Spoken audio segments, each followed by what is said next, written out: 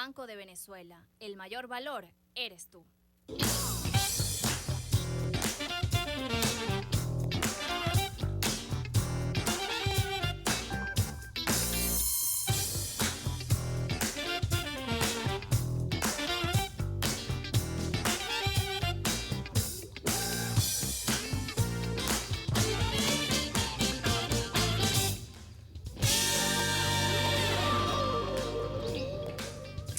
¿Sabían ustedes que de 15 a 20% de la población mundial es neurodivergente? Y bueno, cuando hablamos de neurodivergencia, hablamos justamente de esa diversidad en cuanto a las funciones cerebrales.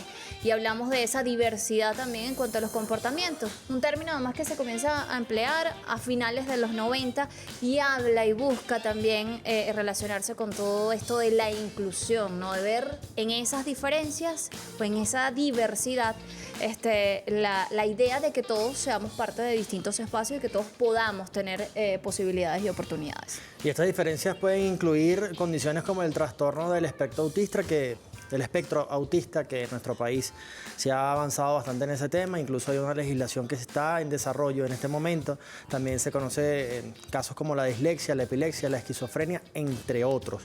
Esto de verdad que es importante trabajarlo, conocerlo, porque está más de lo cotidiano de lo que nosotros creemos, y muchas veces desconocemos. En este caso, para detectarlo, incluso hay casos en el que hay que hacer estudios de salud, pero también hay especialistas que pueden abordarlo y orientarnos a cómo convivir con esta relación, y también sobre todo con los chamos, ¿no? Con este tema de las escuelas, con los padres y representantes, incluso para la relación entre los mismos jóvenes. Así es de alguna u otra manera normalizar ciertas cosas, y como siempre decimos, hacemos un pre-podcast antes de iniciar, y entendemos todos que más allá incluso de todos estos avances que se tienen del marco jurídico, de la intención justamente de dejar por sentado en leyes el respeto además a esa neurodiversidad, hay también que generar a través de la educación, de la formación, del conocimiento, de la información, esa cultura de respeto, ¿no? Sobre esa diversidad que está allí presente. Es lo que me llamó la atención en estas lecturas que siempre hacemos con el tema de los estudios y todo eso, las brechas que existen, por ejemplo, en el diagnóstico en cuanto a género.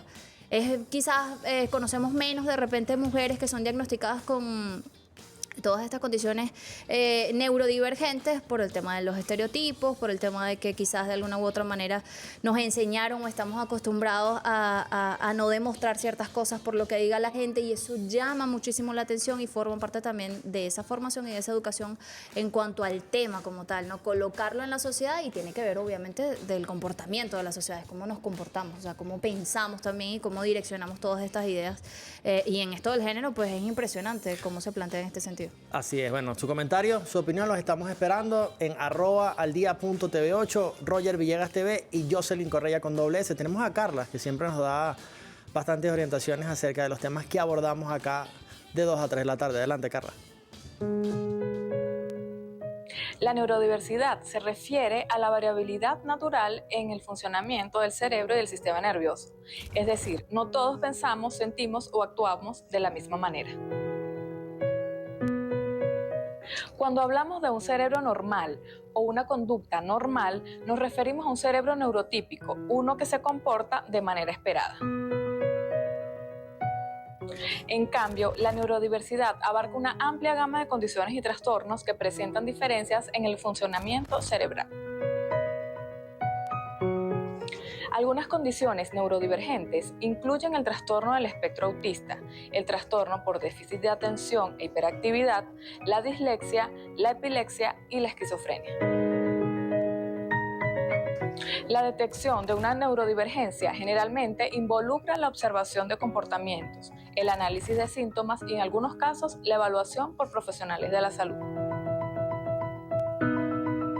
Si bien cada condición presenta sus propias características, algunos síntomas comunes de la neurodiversidad incluyen dificultad para socializar, dificultad para comprender las normas sociales, sensibilidad sensorial inusual, dificultad para concentrarse y comportamientos impulsivos. La neurodiversidad es una parte importante de la diversidad humana. Cada persona neurodivergente tiene sus propias fortalezas y habilidades únicas que pueden aportar a la sociedad. Es importante que todos seamos conscientes y respetuosos de la neurodiversidad. Informarnos y ser solidarios con las personas neurodivergentes es una tarea de todos los días. Bueno, ahí tenemos lo que venimos conversando, ¿no? El tema de la información, cómo la manejamos, cómo la socializamos, cómo normalizamos conversar de estos temas y cómo normalizamos además dirigirnos a nuestros chamos, como yo le preguntaba antes a la invitada que ya van a conocer, de cómo manejar estos temas con los chamos y que justamente en esos espacios donde ellos están en pleno desarrollo, pues sepan también desde pequeños no establecer pues esas diferencias, esos estereotipos, alejar, aislar a las personas con condiciones o neurodivergentes, a veces incluso, y me llamó mucho la atención la cantidad de casos relacionados al tema del diagnóstico de los padres, justamente buscando el diagnóstico de los hijos, o sea que es impresionante todo este mundo y es muy diverso, hablando también de la diferencia. Lo que estábamos hablando fuera de cámara, el tema incluso está del lenguaje, ¿no? Cómo nos dirigimos, el uso de los términos, que es fundamental porque a veces lo hacemos hasta de manera inconsciente y estamos generando allí la exclusión de las personas neurodivergentes. Pero bueno, ya hemos hablado bastante nosotros. Vamos a conocer quién nos acompaña el día de hoy.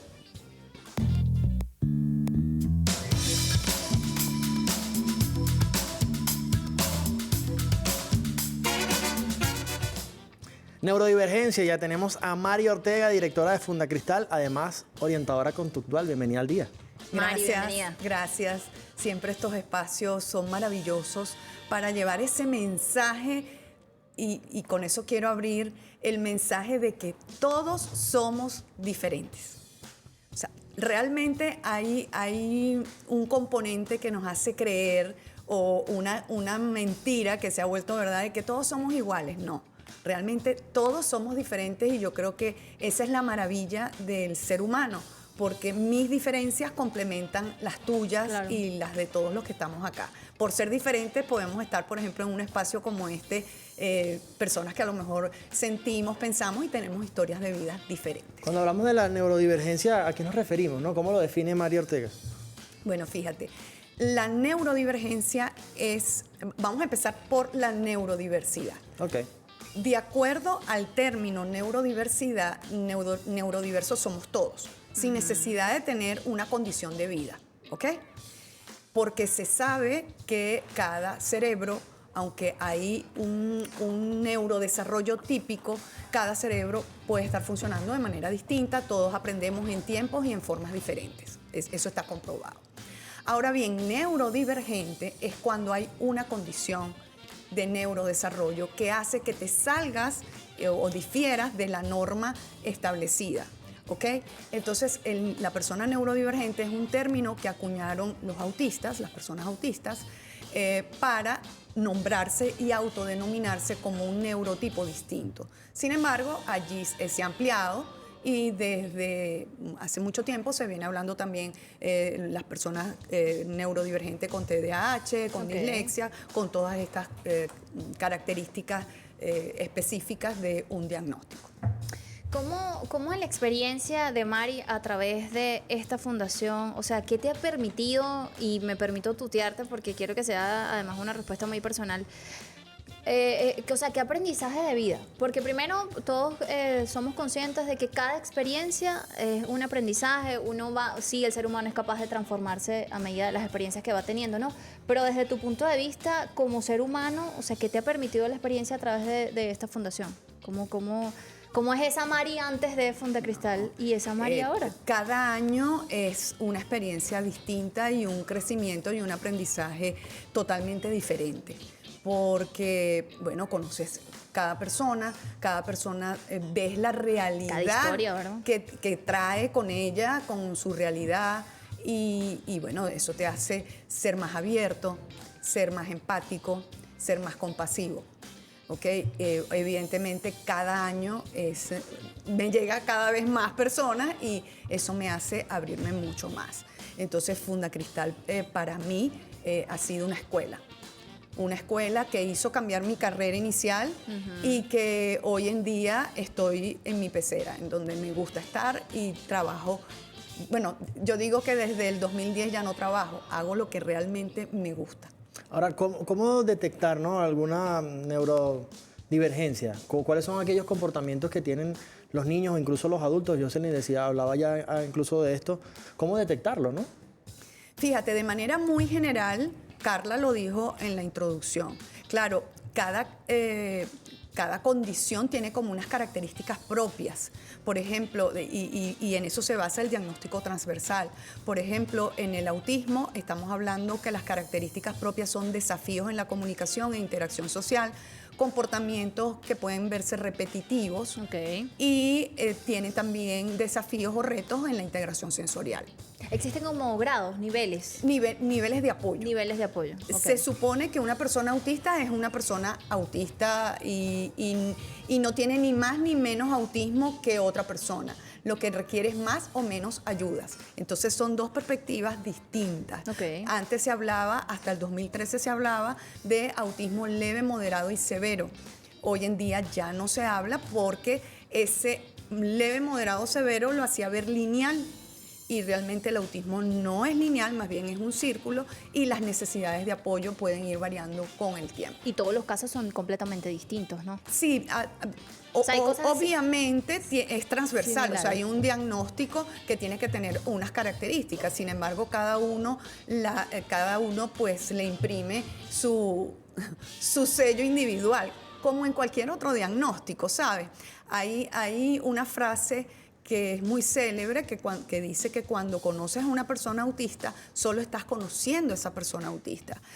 Particularmente considero que cuando conoces un ser humano, estás conociendo a ese ser humano, independientemente de su condición. Entonces, voy a aprovechar el espacio para decir que tenemos que ver más allá de la condición, sea cual sea autismo, sea TDAH, sea síndrome de Down, la condición que sea, tenemos que ver es el individuo.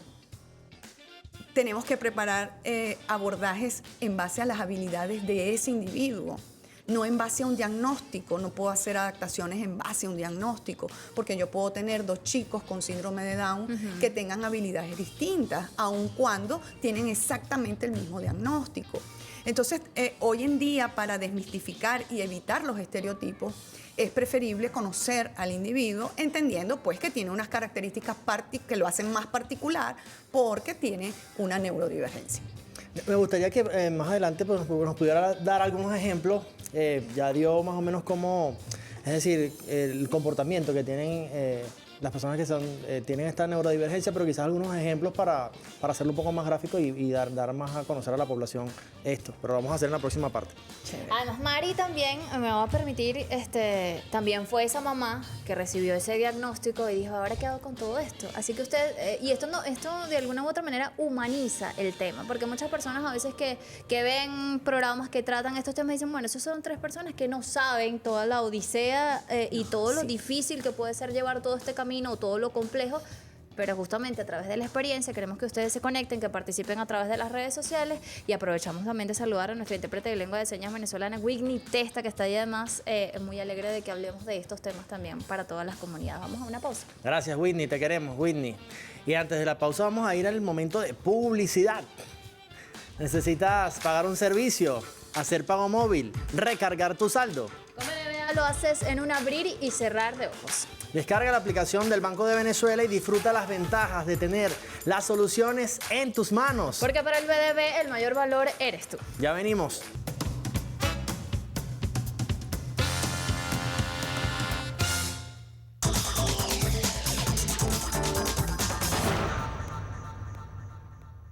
Cada vez es más frecuente que muchas personas inicien su proceso de diagnóstico de autismo a raíz de sentirse identificado con los comportamientos de su hijo autista, que en un primer momento nunca sospechan de que algo anómalo sucede con su hijo, porque dicen lo típico de no te preocupes, si eso lo hacía yo también de pequeño, eso es normal, yo también tardé un montón de años en hablar, a mí también me daba asco la comida, hasta que confirman el diagnóstico de autismo de su hijo y se siembra la duda. Investigan, acuden a un profesional y efectivamente acaban descubriendo que ellos también lo son. Muchos dirán, pero reconocerse en un hijo es habitual. Pues no, porque un neurotípico nunca se va a sentir identificado con un autista, por muy hijo tuyo que sea. Por ejemplo, en mi caso, yo me sentí identificado con CJ desde el primer momento. En cambio, la madre no. Es más, tardó más de un año en poder conectar con él y en empezar a comprenderlo, lo que le causaba mucho estrés y pesar al no entender el por qué. Lógicamente, yo tampoco podía darle una explicación. Yo sentía algo, pero no podía ponerle nombre. Pensar que hasta Gruña Zucareva, la persona que identificó comportamientos autistas muchos años antes que Kanner y Asperger, le llamó la atención que los padres de esos niños eran bastante peculiares. O Leo Kanner, en su primer artículo sobre el autismo, señalaba también algunos rasgos insólitos sobre los familiares. Así que, si tienes un hijo autista y te identificas con él, no lo dudes y comienza el proceso de diagnóstico, porque igual te llevas una sorpresa y recibes por fin la respuesta que le va a dar sentido a toda tu vida. Buenas recomendaciones, ¿no? No, y no solo recomendaciones, o sea, es una alerta que le dice a usted, o sea, vaya, si revisa pues todo esto, ve esos elementos allí presentes, ¿por qué no? Sin miedo a nada, obviamente decirlo es muy fácil, ¿no? Pero ya vamos a hablar sobre todo de experiencias personales y quería preguntarle a Mari, que es quien nos acompaña el día de hoy, si eso, o sea, ¿te has topado con este tipo de casos? De repente que los padres buscan ayuda porque ven o sea, no logran como conectar, dicen aquí de repente hay cosas que yo desconozco y quisiera saber más acerca de esto. Y de repente cuando logran con ese diagnóstico se dan cuenta de que también, sí. o sea, cómo ha sido esa experiencia y cómo es de adulto además Sí. que te digan todo eso. He conocido varias mamás que luego del diagnóstico, buscando, tal cual como lo dice la persona de la grabación, realmente buscando el diagnóstico de su hijo, empiezan a ver características en ellos y empiezan a decir, bueno, y si yo lo tengo también, entonces buscan a través de un psicólogo que atienda a adultos, buscan su revisión y resulta que tienen la condición. Y sí, pues eso explica muchas vivencias que han podido tener. Le dan explicaciones Sí, a muchas cosas en la sí, vida, como decía. Yo te preguntaba en la parte anterior acerca de tu experiencia personal, ¿no? Como mamá. Porque muchas mujeres, vamos a normalizar esto, la familia, porque además todo el mundo tiene que estar involucrado en ese tema. Total, no solo total. es un peso para la mamá, obviamente es una relación directa que uno tiene mayormente con los chamos, pero el papá también, hay papás súper conectados, responsables que se involucran con todo este tema, abuelos, abuelas, o sea, toda la familia en general, porque es el entorno además, que Sí. debe accionar y debe estar informado sobre qué Sí. situación, ¿no? Pero este tema, especialmente, ¿cómo es? O sea, ¿cómo fue desde tu perspectiva como madre, por ejemplo? Un miedo espantoso. Hoy en día sé que era un miedo espantoso, pero realmente cuando a mí me dan el diagnóstico de mi hijo en el año 2006, Ok. estamos hablando que hace mucho tiempo, y me lo dan con un pronóstico reservado, pues definitivamente sí, yo caí en impacto, yo pasé 3 días muda, sin poder decir palabra porque estaba procesando toda esa información que me habían dado. No había la cantidad de redes sociales que hay hoy en día, entonces pues la información era como muy polarizada, o una maravilla o terrible, o sea, Extremo. extremas, claro. Entonces yo veía a mi hijo y decía, pero no encaja en ninguno de los dos extremos que están acá. Entonces, ¿qué va a hacer acá? ¿Qué va a pasar acá? Hasta que vas caminando y vas consiguiendo respuestas y vas consiguiendo el equilibrio. El miedo es normal. El miedo es totalmente normal. Hoy en día supe que era miedo, y miedo por desconocimiento, porque como te decía al principio, no nos enseñan a vincularnos con la neurodivergencia. Entonces, o sea, por ejemplo, en mi caso, era la primera vez que yo tenía una situación similar. O sea, nunca había tenido la experiencia de una persona con características muy particulares dentro de mi familia o de alguien muy allegado a mí. No lo tenía. no tuve la experiencia escolar de estudiar con niños, niñas o con jóvenes que fuesen neurodivergentes. Entonces realmente no sabía cómo vincularme y tuve que iniciar un proceso de vinculación con mi hijo. ¿Y cómo vincularnos? ¿Cómo vincularnos quizás a las personas que no conocen esto y cómo vincular a los chamos también? Porque obviamente se pueden enfrentar ante estas situaciones y cómo asumirlas, ¿no? Fíjate, la escuela es el mejor lugar para poder normalizar las diferencias. Y por eso abrí con la frase que te dije. Considerar que cada vez las aulas van a ser más heterogéneas, que definitivamente un ser humano no es igual a otro y que cuando tiene características específicas, eso lo hace aún más diferente y a lo mejor con algunas necesidades de apoyo específicas. Entender eso desde el adulto que está dentro de los contextos educativos para poder ofrecer realmente los apoyos necesarios y evitar la estigmatización de ese individuo. ¿Ok? Esto se llama culturas y prácticas inclusivas. ¿Ok? La verdad es que tenemos que hacer un ejercicio a nivel mundial en base, y sobre todo en nuestros países latinoamericanos, en base a las diferencias y en base al respeto a las diferencias. Y ese primer paso, por ejemplo, como ya lo decíamos, nuestros chamos pasan muchas horas del día en el colegio, a veces hasta desde la mañana hasta la tarde, hasta las 4, incluso 4 o 5 de la tarde en algunos colegios. Las maestras, ¿cuál es ese primer paso que deben dar o esa orientación que de primera mano que se le podría recomendar? Información, ¿verdad? Las maestras muchas veces tienen demasiados alumnos y muchas veces tienen mucho miedo. Y por eso es bueno hablar este tema del miedo. El miedo lo mitigas con conocimiento. Y definitivamente tener unas charlas de sensibilización. Yo aquí siempre le digo a los padres, cuando vemos maestras que a lo mejor están muy resistentes, hablamos, yo trato de que el papá sea un canal o que el representante sea un canal y mira, te llevo al terapista de mi hijo para que lo conozcas más a él que a la condición.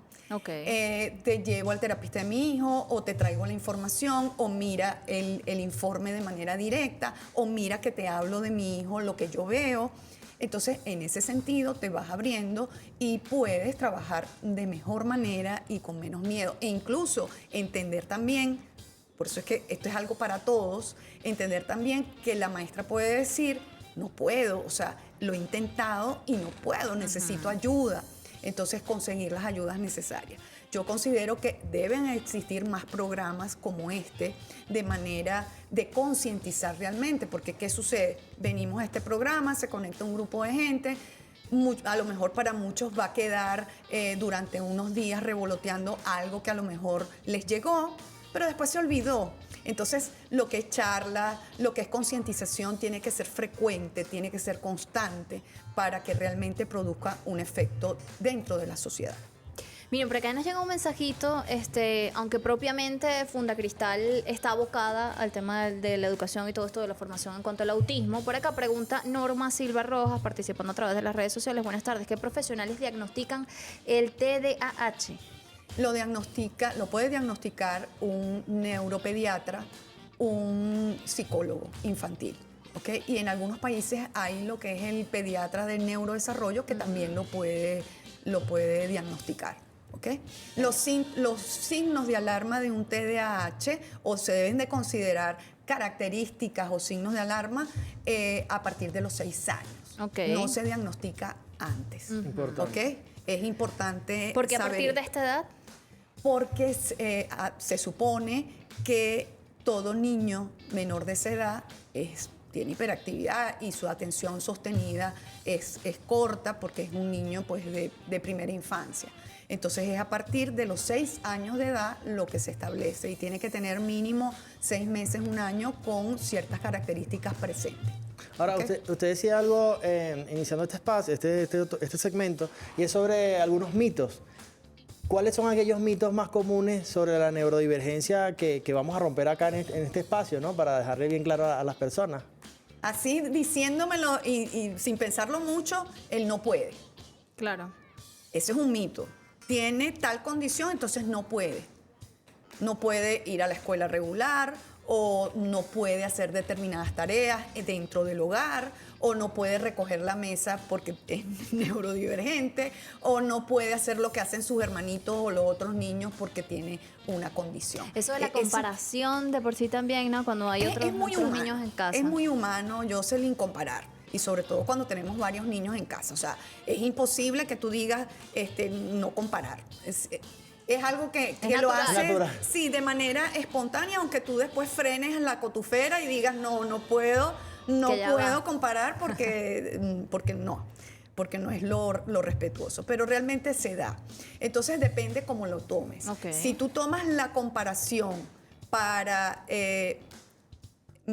estigmatizar a uno por otro, estamos muy mal. Pero si tú tomas la comparación como un punto de referencia para buscar ayuda, cónchale, buenísimo. Realmente, de manera muy particular, en mi caso, fue así. Yo, por tener 2 hijos de la misma edad, morocho, me pude dar cuenta que había uno que su neurodesarrollo iba distinto. Entonces, eso me obligó a ir buscando las soluciones en una atención temprana, que es maravilloso para cualquier neurodivergencia. Mientras más te demores en procesar la información, en llorar el diagnóstico, en toda esa serie de cosas, bueno, estás perdiendo tiempo, porque hay una no es que después el niño o la persona no pueda aprender. Yo soy de las que considera que aprendemos hasta diariamente, hasta el último, hasta media hora antes de irte. Estás aprendiendo. Así es. Pero realmente esa plasticidad cerebral que existe hasta los 7 años, pues la aprovechamos mucho mejor si sabemos dónde le vamos a brindar los apoyos, porque bueno, ya tenemos un diagnóstico, ya tenemos todo esto. A veces las mamás, cuando viven su duelo, que yo creo que es más miedo que duelo en sí mismo, porque no estás perdiendo nada realmente. Claro. Es más miedo por la falta de vinculación con lo distinto. Cuando están muy pegadas allí, yo a veces recomiendo que busquen ayuda a través de un terapista de crecimiento personal para revisar en dónde está ese miedo. O sea, qué es realmente lo que estás temiendo. Porque a veces te vas hacia el futuro y el futuro es tan incierto para un niño neurodivergente como para un niño neurotípico. Del futuro no sabes. No hay que se enfrentan a veces hasta lo que se enfrentan quienes no son neurodivergentes, como por ejemplo el bullying, cómo se va a relacionar con las demás personas, cómo lo va a tomar la familia, el otro. O sea, a veces te cuestionas muchas cosas que entonces te frenan y no permite avanzar en lo que realmente necesitas hacer. No perder de foco al niño.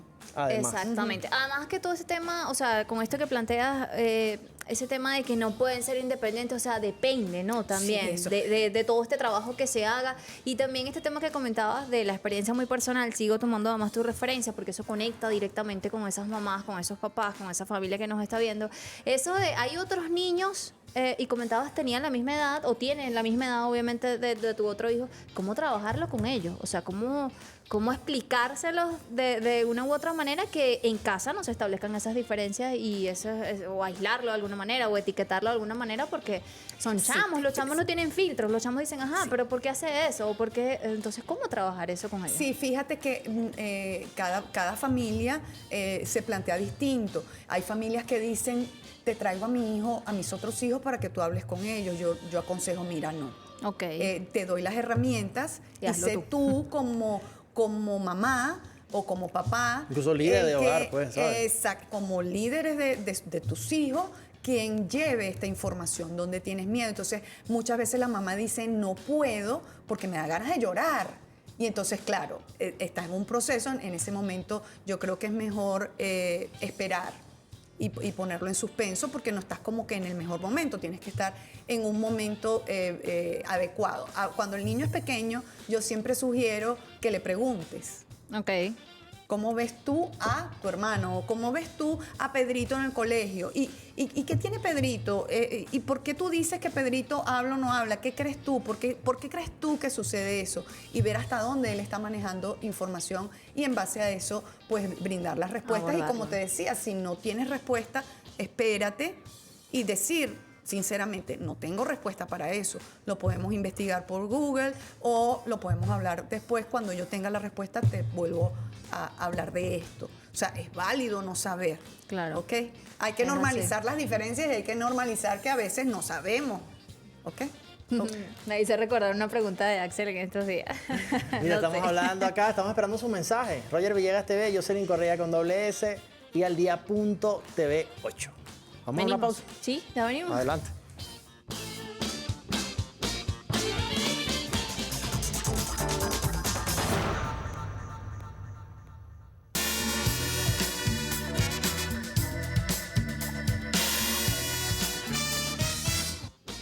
Ajá, estamos de vuelta.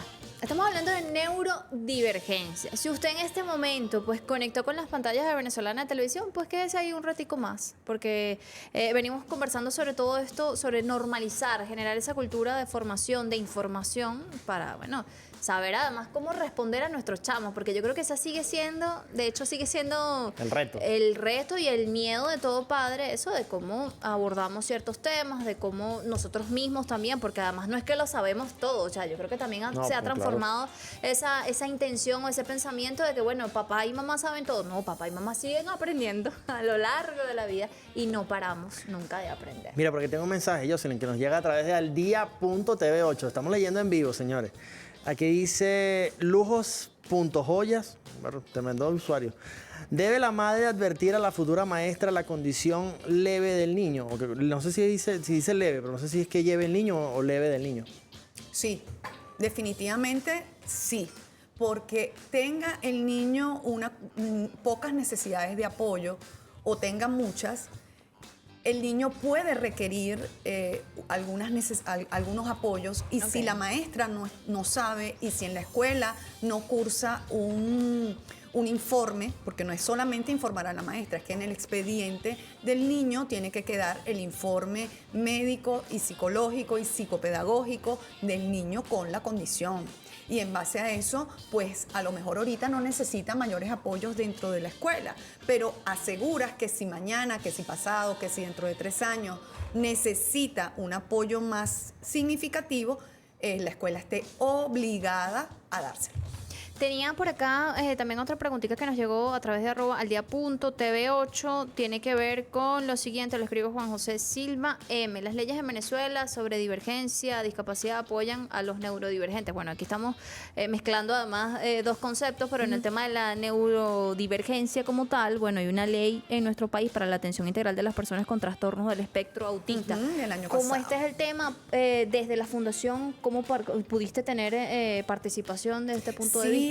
¿Cómo fue este proceso? Además, que es interesante. Allí hubo un proceso llevando la bandera de esto, la Organización Venezolana de Autismo. Nosotros participamos en Monagas, cuando se hizo la plenaria en Monagas, para cuando se estaba revisando el proyecto. Entonces, Fundación fue invitada y, bueno, expresamos allí lo que considerábamos de algunas modificaciones que creo que al final se tomaron en cuenta porque en la parte, evidentemente, lo mío es inclusión y escolarización. Claro. Pues en principio el proyecto no estaba tan claro como al final quedó.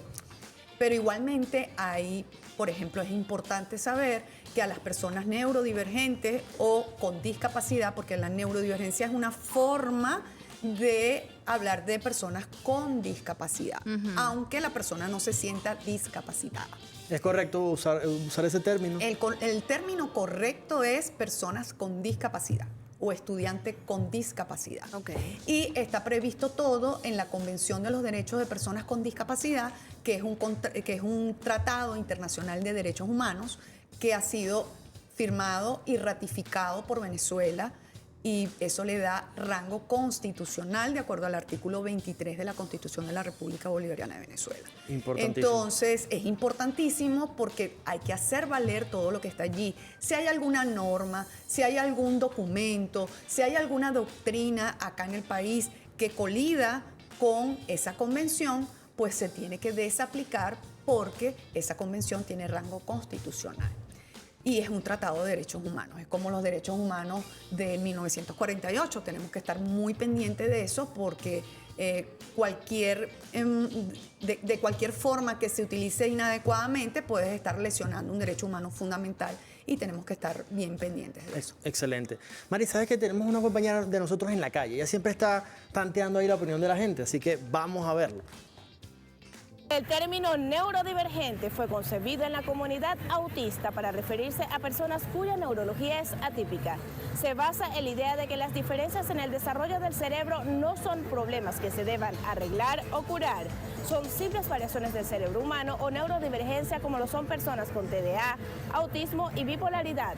¿Conoces alguna de estas personas con estas características? ¿Cuáles son tus recomendaciones para tener una mejor inserción social?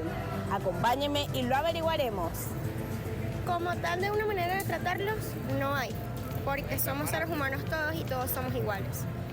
Haciendo a un lado las diferencias que tengan cada uno, su discapacidad, sea lo que sea. ¿Cuál consideras que es el mejor consejo para insertarlos mejor en la sociedad?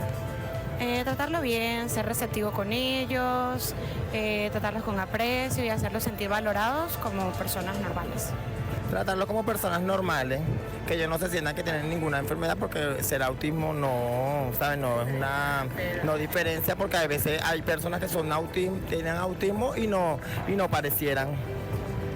Entonces hay que tratarlos igual como un ser humano igual y darle el mismo valor que se le da a cualquier persona a esa persona con autismo. Así es. ¿Y usted qué puede decir al respecto?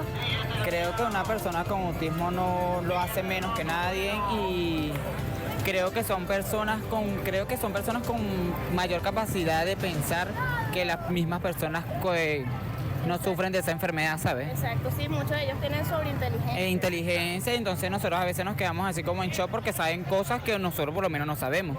Y eso lo hace personas diferentes, no diferentes en ser personas que como que no concuerdan con este mundo, sino lo hacen más especiales a ellos. La mejor forma de tratar a personas neurodivergentes es bajo el lenguaje que conocen, el lenguaje del amor. ¿Y tú, cuál sería tu tip y consejo para tratar a personas con neurodivergencia? Mari, ¿qué te parece? Bueno, lo primero, no, hay muchas cosas que dijeron que estoy totalmente de acuerdo. Sin embargo, hay que entender que la neurodivergencia no es una enfermedad. El autismo no es una enfermedad, es una condición de vida, ¿ok? No se cura. Aprendemos a vivir con la condición, y lo otro es que no veamos las diferencias como algo negativo. Tenemos esa situación, tenemos esa creencia allí de que lo diferente es malo. No, lo diferente es lo que nos hace estar aquí. Claro. Y creo que a partir de allí, ya todo lo que asumas lo vas a hacer con el mayor respeto del mundo, entendiendo de que a lo mejor tú puedes pensar distinto que yo, o puedes resolver lo que yo resuelvo de una manera, resolverlo tú de otra manera, y vale, o sea, nos podemos ver y a lo mejor hasta compensar. Entonces, básicamente eso, que no veamos las diferencias, sino como una oportunidad. Mira, Mari, escuchándote, pienso que estoy seguro que quizás atletas, artistas, pintores, músicos en general, seguramente son neurodivergentes, porque para hacer cosas extraordinarias deben tener alguna condición distinta a las demás personas. Ve, eso es un estereotipo. Y a mí no me gusta en esto fomentar estereotipos, porque a veces te quedas esperando así a ver qué es lo grandioso que tiene la persona autista allegada a ti, y resulta que no se lo ves. Okay. No se lo ve, entonces te vas a quedar esperando allí, igual tiene autismo. Entonces, los extremos no están bien. Es importante entonces aquí destacar que hay autistas que pueden tener altas capacidades, ¿ok?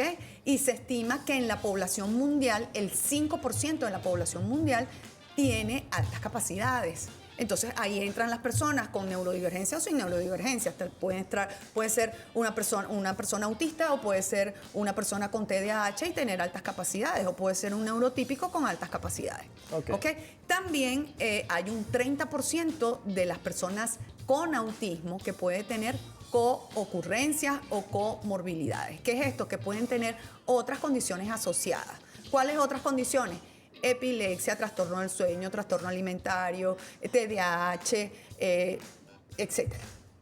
Un largo etcétera. Eso también entraría como en la parte también de los mitos, ¿no? De romper un poco con los mitos. Exactamente. Entonces, hay que ser, por ejemplo, hay familias que dicen, no, para mí ha sido la mayor bendición. Entonces, eso es como eufemismos de cosas que no debe ser, porque eso no es cultura inclusiva. Claro. O sea, no tengo que estar por encima ni de un grupo ni de un sector para ser aceptado o para ser mejor que otro. Es sencillamente coexistir donde estamos. Esa tolerancia también. Exacto. ¿no? Y otra cosa que me llamó la atención y que me llama la atención en general es que, bueno, ellos... No, aquí en el mundo no hay ellos, en el mundo estamos todos, Claro. somos todos, somos nosotros.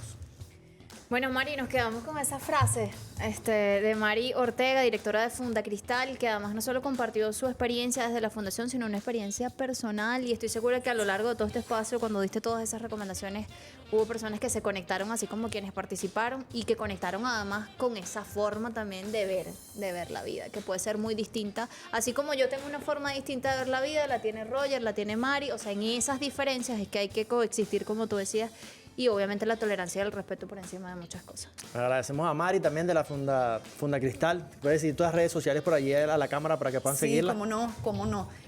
@funda.cristal con Y para Instagram, y en X y Facebook @fundacristal. Excelente. Ahí pueden contactarla, saciar todas sus dudas y también participar si quiere recibir toda esta formación que dicta Mari Ortega. Nos vemos mañana. Yo soy Lincoln Reyes, este servidor Roger Villegas, de 2 a 3 de la tarde, al día.tv8. Feliz tarde. Gracias, Whitney. Chao.